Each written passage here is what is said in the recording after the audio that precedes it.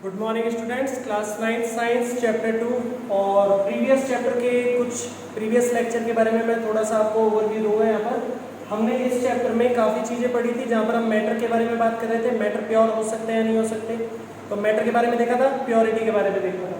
आज हम देखेंगे कि साइंस की अगर नज़र से देखा जाए तो आपके सराउंडिंग में कुछ भी प्योर नहीं है, क्योंकि हर एक कंपोनेंट किसी न किसी पार्टिकल से मिलकर बनाए, एक से ज़्यादा पार्टिकल से मिलकर बनाए, और जैसे ही उसमें दूसरा मॉलिक्यूल आ जाता है वहाँ पर प्योरिटी ओवर हो जाती है। ओके, सो अगर वहाँ पर प्योरिटी नहीं है इसका मतलब वो क्या है, इम्प्योर है। इम्प्योर यानी कि उसमें किसी न किसी चीज़ की मिक्सिंग हो रही है, और इस वे में हम इन्हें डिफाइन करते हैं दो तरीके से, कंपाउंड और मिक्सचर। फर्स्ट पॉइंट और सेकंड पॉइंट जो हमने पढ़े थे फर्स्ट लेक्चर में, आपको मैंने इनका डिफरेंशिएट करवाया था, कंपाउंड और मिक्सचर में क्या डिफरेंस होता है। कंपाउंड जो होते हैं वो आपके फिक्स रेशो वाले कंपोनेंट होते हैं जिनके अंदर कोई भी एलिमेंट फिक्स होगा। मिक्सचर में एलिमेंट कितने भी हो सकते हैं, कंपाउंड में भी कितने हो सकते हैं, count doesn't matter, amount matter, इनका रेशो मैटर करता है। कंपाउंड का रेशो फिक्स होता है ऑलवेज, H2O, हाइड्रोजन के 2 ऑक्सीजन के 1 मॉलिक्यूल। मिक्सचर में आपके पास कोई कंपोनेंट फिक्स नहीं है, कितने डल सकते हैं, कितने अमाउंट में डल सकते हैं। कंपाउंड जो होते हैं वो आपके फिक्स रेशो के साथ साथ कंपाउंड का एक फॉर्मेशन होता है जो कि सेपरेट करने में पॉसिबल नहीं होता, जबकि मिक्सचर को आप एनपिकिंग और नॉर्मली फिजिकल मेथड से सेपरेट कर सकते हैं। इसके बाद हमने बात की थी कि कंपाउंड हो गए थे। मिक्सचर जो होते हैं वो दो टाइप के हो सकते हैं, या तो होमोजीनियस या हेटेरोजीनियस। होमोजीनियस मिक्सचर में क्या होता है, जहां पर आप उन सब्सटेंस को जो उसके अंदर सॉल्यूट पार्टिकल है उनको आप देख नहीं सकते। हेटेरोजीनियस जिसमें क्लियरली विजिबल होते हैं और साफ साफ आपको दिखाई देते हैं। होमोजीनियस यूनिफॉर्म फॉर्मेशन होती है, हेटेरोजीनियस अनयूनिफॉर्म या अनइक्वल डिस्ट्रीब्यूशन इसके अंदर होता है। उसके बाद हमने देखा था 3 तरह के सॉल्यूशन होते हैं। सॉल्यूशन यानी कि वो सॉल्यूशन जिनमें हम बात कर रहे होते हैं, यहाँ पर ये फर्स्ट पॉइंट है, पहले मैं ये बताता हूँ आपको। सॉल्यूशन का मतलब क्या होता है कि कोई भी ऐसा मिक्सचर जिसमें कम से कम एक सॉल्वेंट हो और दूसरा सॉल्यूट हो। सॉल्वेंट ये होना चाहिए वाटर, ठीक है, जिसके अंदर कुछ और डिसॉल्व हो सकता है, और ये सॉल्यूट जो अपने आप में डिसॉल्व होने की प्रॉपर्टी रखता हो। जैसे वाटर की बात करता हूँ, वाटर के अंदर मैंने सॉल्ट डाला या शुगर डाला, वो डिसॉल्व हो सकता है, लेकिन ये जो चॉक है इसको मैं पूरा ग्राइंड करके डालता हूँ तो ये पाउडर इसके अंदर मिक्स नहीं होगा, because it doesn't have the quality of dissolving. So solution में आपके पास जो सॉल्वेंट है वो वाटर होना चाहिए, लिक्विड फॉर्म में होना चाहिए, और सॉल्यूट जो है सॉलिड, गैस या लिक्विड किसी भी फॉर्म में हो सकता है। तो यहाँ पर सॉल्यूशन के बारे में बात करते हैं। ये सॉल्यूशन 3 टाइप के होते हैं। एक जो सॉल्यूशन मैंने ऑलरेडी लिखा हुआ है एक्चुअल में ट्रू सॉल्यूशन होता है, ठीक है। सेकंड होता है कोलोइड, थर्ड होता है सस्पेंशन। ये इनकी होमोजेनिटी के बेसिस पर अगर बात करते हैं तो सॉल्यूशन के अंदर के पार्टिकल आपको बिल्कुल भी दिखाई नहीं देते, बिकॉज इनके पार्टिकल का जो साइज होता है it is less than 1 nanometre, that is too short to see. बहुत छोटे होते हैं कि आपको दिखाई नहीं दे सकते, इनके लिए आपको माइक्रोस्कोप की नीड होती है। सेकंड होते हैं कोलोइड, जिनके अंदर के पार्टिकल आपको क्लियरली विजिबल होते हैं, आपको पता होता है, जैसे कि मिल्क है। मिल्क आपको पता है एक लिक्विड है जिसके अंदर कुछ व्हाइट सब्सटेंस है, आप कहीं ना कहीं जानते हो उसके अंदर फैट्स भी हैं। इंक की बात करते हैं, इंक एक लिक्विड है जिसके अंदर डाई मिक्स होती है जो अपना कलर छोड़ती है वहां पर। उसके बाद बात करते हैं सस्पेंशन की। सस्पेंशन इनका जो साइज होता है ग्रेटर देन 100 नैनोमीटर होता है, तो ये आपको क्लियरली विजिबल होता है। तो कोलोइड जो होते हैं होमोजेनिटी के बेसिस पर या तो होमोजीनियस हो सकते हैं, हेटेरोजीनियस दोनों हो सकते हैं। अपीयरेंस की बात करते हैं तो सॉल्यूशन क्लियर होते हैं, कोलोइड और सस्पेंशन क्लाउडी होते हैं। तो ये हम प्रीवियस चैप्टर में देख चुके हैं 3 टेबल्स में। First table compound mixture, second homogeneous heterogeneous, third table solution colloid and suspension. Now the definition of solution, the mixture of two things where one is solvent and second one is solute. Solvent is always greater than the solute, यानी कि जो ज्यादा amount होता है जिसके अंदर आप कुछ डिसॉल्व करना चाहते हैं वो आपका सॉल्वेंट होता है। और सॉल्यूट क्या होता है, वो पार्टिकल जिसकी आपको प्रॉपर्टीज चाहिए। आप टी लेते हैं तो टी का एक बेस होता है, उसमें वाटर है, मिल्क है। अगर मैं कंबाइंड फॉर्म में बोलूँ तो टी आपके पास रेडीमेड रखी हुई है, उसके अंदर आप शुगर क्यूब्स डालते हैं। तो शुगर क्यूब्स की प्रॉपर्टी क्या होती है, स्वीटनेस। वो स्वीटनेस आपको महसूस होती है, फील होती है, वो सॉल्यूट है क्योंकि वो कम डाले जाते हैं। बेस मटेरियल आपके पास टी है जो लिक्विड फॉर्म में, वो मोर है। आप मॉर्निंग में कभी दूध लेते होंगे तो दूध में आप क्या देखते हैं कि जो लिक्विड है वो दूध है, मिल्क है वो उसका बेस है, सॉल्वेंट। उसके अंदर जो आप शुगर डालते हैं फ्लेवर के लिए, आप कॉम्प्लेन, हॉर्लिक्स या ऐसा कोई भी मटेरियल डालते हैं, वो सारे के सारे मटेरियल क्या है, सॉल्वेंट है, क्योंकि उनका अमाउंट कम होता है। सॉल्वेंट का अमाउंट ज्यादा होता है और सॉल्यूट का अमाउंट कम होता है। ओके, कोलोइड और सस्पेंशन, जब सॉल्यूशन की बात करें तो कोलोइड और सस्पेंशन भी देखेंगे क्योंकि सेम ही टाइप का तीनों के। कोलोइड और सस्पेंशन में भी लगभग ऐसी चीज होती है, बस क्या होता है कोलोइड और सस्पेंशन में जहां पर सॉल्वेंट है उसे बोला जाता है डिस्पर्शन मीडियम, ये भी वही होता है, जो ज़्यादा अमाउंट है वो डिस्पर्शन मीडियम है और जो कम अमाउंट है वो डिस्पर्स फेज है। डिस्पर्शन मीडियम ऐसा मीडियम जिसके अंदर किसी का भी डिस्पर्शन हो सकता है, घुल सकते हैं, डिसॉल्व हो सकते हैं। वहीं डिस्पर्स फेज के बारे में बात करते हैं, तो डिस्पर्स फेज क्या होता है? वो फेज जो डिस्पर्स हो सकता है, जो फैल सकता है, वहाँ पे स्कैटर हो सकता है। ओके, कंसंट्रेशन के बारे में बात करते हैं। जब भी सॉल्यूशन की बात होगी कंसंट्रेशन जरूर वर्ड यूज में आएगा। कंसंट्रेशन क्या है और कंसिस्टेंसी क्या होती है? तो कंसंट्रेशन और कंसिस्टेंसी का मतलब आपको मैं बता देता हूँ, the ratio of amount of solute by the amount of solution, that is concentration. तो आप इसको इस तरीके से लिख सकते हैं, ये रहा। अगर आपको सिर्फ इतना सही से दिखाई दे रहा है, मैं इस पे ब्लॉक बना देता हूँ।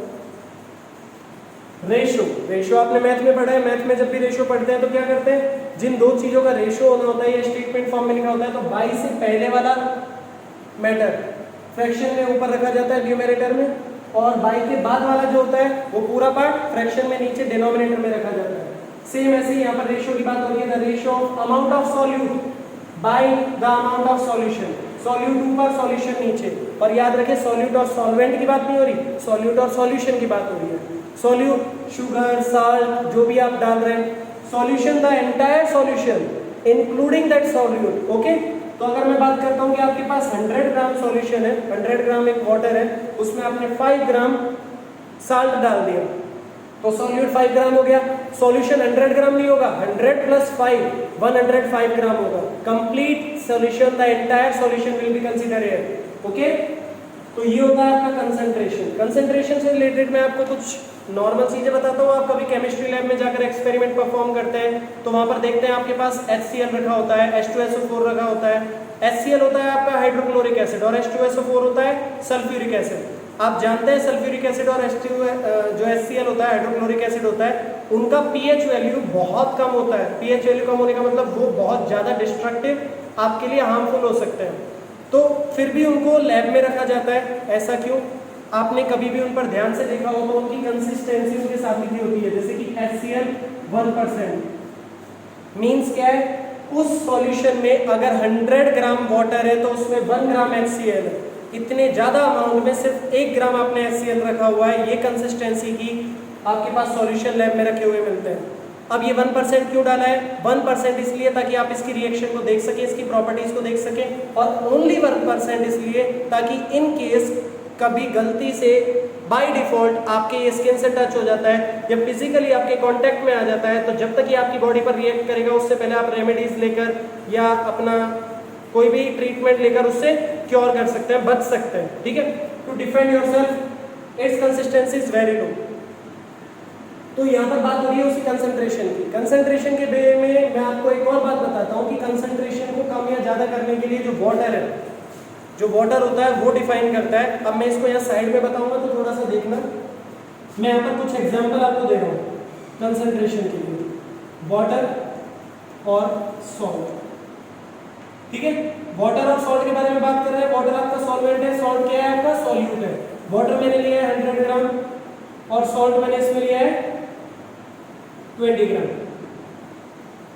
ये एक आपके पास सॉल्टी वाटर का मिक्सचर हो गया जो लगभग इतना नॉर्मली चलता है। ठीक है, लेकिन अगर मैं इसको आगे पीछे लेकर जाने की कोशिश करूं, मींस वाटर को मैं रखता हूं फिक्स 100 ग्राम, सॉल्ट को मैंने कर दिया 50 ग्राम, या फर्स्ट कंडीशन को ही देखते हुए मैंने वाटर को कम कर दिया, वाटर को कर दिया 50 ग्राम और सॉल्ट को मैंने रखा 20 ग्राम। तो ये जो दो केस मैंने यहाँ पर बनाए हैं, दोनों केस में कंसिस्टेंसी चेंज हुई है, कंसंट्रेशन चेंज हुई है। बाय हाउ, किस तरीके से बढ़ी है कम हुई है, ये आपको बताना है। तो वाटर जो होता है, वाटर आपकी कंसिस्टेंसी को कम करने का काम करता है, यानी कि कंसंट्रेशन को कम करता है। जितना वाटर होगा कंसंट्रेशन कम होगी। 100 ग्राम 20 ग्राम, ये अगर आप स्टैंडर्ड सॉल्यूशन लेकर चलते हैं तो इसके कंपेयर में 100 में 50 ग्राम सॉल्ट ज्यादा हो गया, इसकी वजह से कंसिस्टेंसी या कंसंट्रेशन बढ़ेगी और इसकी वजह से कम होगी। ये आपने बढ़ा दिया तो कंसंट्रेशन बढ़ रही है यहाँ पर, ये फिक्स है। ठीक है, इसको छोड़ देते हैं और सीधे सेकंड केस पर आते हैं। मैं इसको इरेज कर देता हूँ, आप कंफ्यूज नहीं होंगे। 100 ग्राम की जगह ओनली 50 ग्राम कर दिया, ये उतना ही है। वाटर को कम करने पर, वाटर को ज्यादा करने पर आपकी कंसंट्रेशन कम हो रही थी, वाटर को कम करने पर कंसंट्रेशन आपकी बढ़ रही है, दोनों कंडीशन में। समझ में आ गया ना? तो आप वाटर को भी चेंज कर सकते हैं, सॉल्ट को भी, यानी कि इसमें सॉल्वेंट भी चेंज किया जा सकता है, सॉल्यूट भी, कंसंट्रेशन चेंज करने के लिए। और कंसंट्रेशन जितनी स्लो होती है या जितनी लो होती है, रिएक्शन की पावर भी उतनी ही कम हो जाती है, डिक्रीज हो जाती है। यहाँ पर आपको एक कंसंट्रेशन समझ में आ गई। अब कंसंट्रेशन की परसेंटेज निकालने के लिए आपके पास बुक में कुछ मैथमेटिकल इक्वेशंस दी हुई हैं, कुछ आपके पास क्वेश्चंस हैं। उन क्वेश्चन में आपके पास ये तीन चीजें पूछी गई हैं, mass by mass percentage, mass by volume percentage and volume by volume percentage. वापस से थोड़ी सी मैथ्स आ रही है, थोड़ी सी है, घबराइएगा नहीं, चेक करते देखिए। बाई से पहले वाला और बाई के बाद वाला, फ्रैक्शन में मैंने बताया था ना, बाई से पहले वाला न्यूमरेटर, बाद वाला डिनोमिनेटर, ये ऊपर और ये नीचे। तो यहाँ पर देखिए मास अपॉन मास, और सॉल्यूशन तो ये फिक्स रहता है रेशियो। मास बाय वॉल्यूम, मास ऊपर वॉल्यूम नीचे, सॉल्यूट अपॉन सॉल्यूशन फिक्स रहेगा। वॉल्यूम बाय वॉल्यूम, वॉल्यूम ऊपर वॉल्यूम नीचे, सॉल्यूट बाय सॉल्यूशन फिक्स रहेगा। अब इन्हें परसेंटेज में कन्वर्ट करना है। मैथ्स में आपने कई बार पढ़ा होगा कि जब भी फ्रैक्शन को परसेंटेज में कन्वर्ट किया जाता है, you have to multiply it by 100। So you are multiplying it by 100। यहाँ पर आप इसे 100 से मल्टीप्लाई कर रहे हैं और परसेंटेज काउंट कर रहे हैं। तो ये 3 फॉर्मूलाज हैं जिनसे रिलेटेड आपके पास अभी क्वेश्चंस आएंगे। नेक्स्ट वीडियो में हम उन्हें क्लियर करेंगे सारे के सारे क्वेश्चंस को, तो इन्हें आप अच्छे से लर्न कर लीजिएगा और नोट कर लीजिएगा। इसके बाद आते हैं सॉल्यूशन के बारे में कि सॉल्यूशन में जो हम सॉल्यूट मिक्स कर रहे हैं वो हम कब तक मिक्स कर सकते हैं, कितना मिक्स कर सकते हैं, क्या उसकी कोई लिमिट होती है या अनलिमिटेड मिक्स किया जा सकता है। आपके पास एक एग्जाम्पल है, आपने एक ग्लास लिया है, टम्बलर ग्लास, कांच वाला जो ग्लास होता है, उसका साइज इतना है जिसमें आपने हाफ, यानी कि उसमें लगभग 100 ml वाटर ले लिया। क्या उस 100 ml वाटर के अंदर आप 200 ग्राम, 300 ग्राम, 500 ग्राम, 1 kg कितना सॉल्यूट डाल सकते हैं? अब एक बात तो कंफर्म है कि सॉल्यूट क्या होता है, जो कम होता है, लेकिन ये मेरा आइडिया था, मैंने आपको बताया। एक्चुअल में सॉल्वेंट हमेशा वाटर होगा, सॉल्यूट उसके अंदर वो पार्टिकल होंगे जो अपनी प्रॉपर्टीज शो करेंगे, साल्ट, शुगर, विनेगर, एल्कोहल, कुछ भी आप मिक्स कर रहे हैं वो उसके लिए सॉल्यूट होगा। तो अब मेरे पास वाटर है 100 ग्राम, ml में नहीं लूंगा मैं, ग्राम में लूंगा। तो अगर मैं बात करता हूँ मेरे पास 100 ग्राम वाटर है, तो उसके अंदर मैं कितना सॉल्ट मिक्स कर सकता हूँ? 1 स्पून, 2 स्पून, 3 स्पून में उसे हिलाता जाता हूँ, जल्दी से वो क्रिस्टल डिजॉल्व हो जाते हैं और वो आपको दिखाई नहीं देते। लेकिन एक कंडीशन ऐसी आती है उस 100 ग्राम वाटर के लिए जहाँ पर सॉल्ट के पार्टिकल्स, जो छोटे छोटे क्रिस्टल्स हैं, उनका मिक्स होना बंद हो जाता है। आप उन्हें कितना भी स्टिर करें वो एग्जैक्ट वे में रहते हैं, उनका चेंज नहीं होता। तो वो कौन सी कंडीशन होती है उसके बारे में आपको बात करनी है। इसे बोलते हैं हम सैचुरेशन लेवल।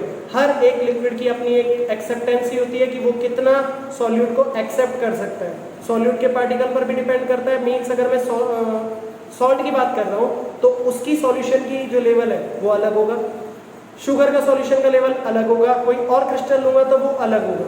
तो उस लेवल को बोला जाता है सैचुरेशन लेवल। ठीक है, सैचुरेशन लेवल का मतलब होता है कि वाटर के अंदर इतना अमाउंट आपने मिला दिया है कि ये लास्ट कैपेसिटी है, इसके बाद में कुछ भी नहीं मिल सकता। तो उसी के बेसिस पर हमने सॉल्यूशन को 2 और पार्ट में डिवाइड किया है यहाँ पर, सैचुरेटेड सॉल्यूशन और अनसैचुरेटेड सॉल्यूशन। सैचुरेटेड सॉल्यूशंस क्या होते हैं? देखिए, अ solution that contain the maximum amount of solute that can dissolve. वो सॉल्यूट जो उसमें डिसॉल्व हो सकता है, लास्ट अमाउंट, हाईएस्ट अमाउंट अगर हम डिसॉल्व कर देते हैं तो वो बन जाता है सैचुरेटेड सॉल्यूशन। टिल देन, उस लेवल तक, उससे नीचे वाला पूरा लेवल होता है unsaturated level. A solution that contain the less, कम अमाउंट, किससे कम?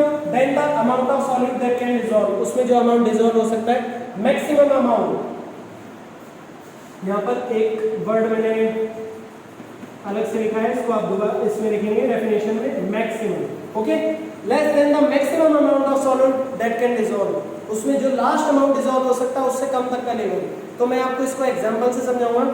वाटर की बात करते हैं, वाटर के अंदर शुगर की कंसिस्टेंसी कितनी मिक्स कर सकते हैं आप? ये एक फैक्ट है। नॉर्मल टेम्परेचर पर अगर फ्रेश वाटर है जिसके अंदर कोई कंटेमिनेशन नहीं है तो आप उसमें लगभग 204 ग्राम शुगर को मिक्स कर सकते हैं। अगर 205 ग्राम हो गया तो वो 1 ग्राम के जो क्रिस्टल्स हैं, चाहे 5, 10 कितने भी क्रिस्टल हैं, वो क्रिस्टल उसमें कंप्लीटली या हाफ या पार्शियली बिल्कुल भी डिसॉल्व नहीं होंगे। लास्ट अमाउंट होता है 204 ग्राम। क्लियर? 204 से नीचे जब तक उसमें लगातार आप 1 ग्राम 1 ग्राम 1 ग्राम ऐड करते जा रहे हैं, वो एक्सेप्ट करता जा रहा है, उसके अंदर डिसॉल्व होने की कैपेसिटी है, till then that is unsaturated level. 100 gram water में 203 ग्राम शुगर तक अनसैचुरेटेड लेवल है। At 204 that is saturate level. Saturate मतलब अब वो संतृप्त हो चुका है, उसके बाद उसमें कुछ भी मिक्स नहीं किया जा सकता, 205 ग्राम उसमें कंटेन नहीं होगा at any how at any cost at room temperature. ये एक फिक्स टेम्परेचर की बात हो रही है, रूम टेम्परेचर पर ये स्टैंडर्ड होता है। रूम टेम्परेचर होता है 23 to 27 डिग्री सेल्सियस। इस टेम्परेचर पर आपका जो वेरिएशन आएगा सिर्फ 204 ग्राम का आएगा। लेकिन अगर आप टेम्परेचर बढ़ा देते हैं तो उसकी जो डिजॉल्व कैपेसिटी है वो भी बढ़ जाती है और इसका सैचुरेशन लेवल अप चला जाता है। यानी कि जहाँ पर आप 204 ग्राम उसमें मिक्स कर रहे थे, शायद 210 ग्राम भी आप मिक्स कर सकते हैं। ओके, जितना टेम्परेचर इंक्रीज करेंगे सैचुरेशन लेवल भी इंक्रीज होगा, टेम्परेचर डाउन होगा तो सैचुरेशन लेवल कम होगा। इसका एग्जांपल आप घर वाली उस चीज से ले सकते हैं जब आपने नींबू पानी बनाने की कोशिश की है, लेमनेड। तो लेमन को पानी में डाला जाता है, वो पानी आप फ्रिज से निकालते हैं या आपकी जो आइस होती है, आइस क्यूब्स, उनको डिजोल्व करते हैं। लेकिन शुगर मिलाने के बाद में कभी भी आप ठंडे पानी में शुगर्स को नहीं मिलाते, शुगर के क्रिस्टल को। रीजन क्या होता है? ठंडे पानी में शुगर का डिजोल्व होना बहुत हार्ड होता है, क्योंकि जितना टेम्परेचर कम होगा उतना ही सैचुरेशन लेवल डाउन आता जाएगा, डिजोल्व कैपेसिटी कम होती जाएगी। टेम्परेचर बढ़ते बढ़ते आपने कभी चाय बनते हुए देखा हो, चाय के अंदर जब चीनी डाली जाती है तो उसको हिलाया नहीं जाता। चीनी डाली, आप उसे उबलने देते हैं और वो अपने आप डिजोल्व हो जाती है। लेकिन नॉर्मल वाटर के अंदर शुगर डालने पर आपको उसे हिलाना पड़ता है। और ठंडे पानी में अगर आपने उसे डाल दिया कोल्ड वाटर में, तो उसमें आपको बहुत मेहनत करनी पड़ती है।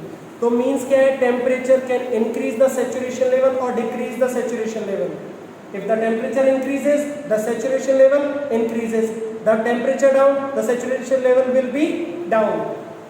तो यहाँ पर ये आपको बता दिया सैचुरेशन लेवल क्या होता है। The solution that contain the maximum amount of solute that can dissolve, unsaturated solution a solution that contains the less than the maximum amount of solute that can dissolve। तो मैं आपको दो level बता देता हूँ। नंबर 1 कि अगर आप कभी भी वाटर के बारे में बात करते हैं तो वाटर की कैपेसिटी जो होती है 204 ग्राम शुगर के लिए, और साल्ट के लिए आई गेस 60 ग्राम से भी कम होती है।